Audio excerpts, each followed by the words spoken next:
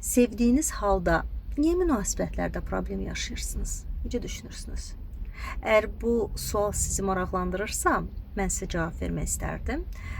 Çünki əksər cütlüklər eyni halları yaşayırlar, eyni səhvlərə yol verirlər və bunu problem saymırlar. Bax, əsas məsələ də burasındadır. Birincisi, siz problemi yox, reaksiyaları müzakirə edirsiniz. Söhbət mövzudan çıxır kənara, keçir artıq sizin səs tonunuza, hansı sözlər seçməyinizə, davranışınıza və s. Münaqişə də həll olunmur, sadəcə vaxt uzanır.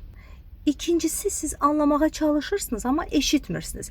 İzah edirsiniz, analiz edirsiniz, amma partnyorunuzun ehtiyacını duya bilmirsiniz. Siz öz aləminizdə öz fərziyyələrinizi qurmuş olursunuz.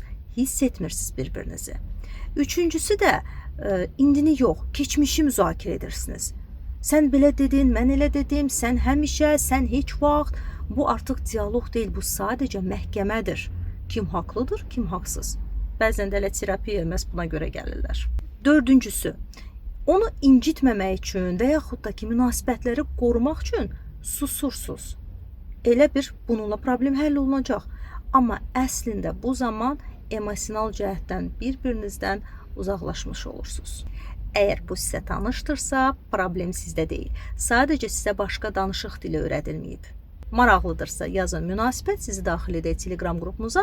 Orada hazır faylı yükləyəcəksiniz və təlimatla da tanış olacaqsınız. Münasibətləri düzgün formada necə həll etmək lazımdır.